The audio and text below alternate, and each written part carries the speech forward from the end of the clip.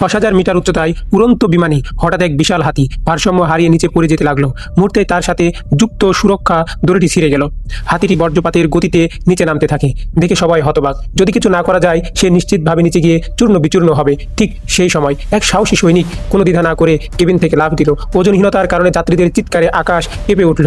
সৈনিক ক্রমাগত নিজের গতি নিয়ন্ত্রণ করার চেষ্টা করতে থাকলো। হঠাৎ বুঝতে পারলো হাতি ও সে দুজনেই দ্রুত নিচে পড়ছে। যদি সময় মতো প্যারাচুট না খুলি তাহলে দুজনের শরীর চিনতে না পারার মতো গুঁড়ো হয়ে যাবে। ঠিক শেষ মুহূর্তে সৈনিক হাতির পিঠে বাঁধা দড়িটি ধরে ফেলল এবং শক্ত করে বেঁধে নিল। মাটি তখন কয়েকশো মিটারেরও কম দূরে। এক মুহূর্ত দেরি করলে সব শেষ। সৈনিক জোয়ার মতো ঝুঁকি নিয়ে প্যারাচুটের দড়ি টানলো। মুহূর্তেই প্যারাচুট খুলে গেল আর বাতাসের জোরে পতনের গতি কমে গেল।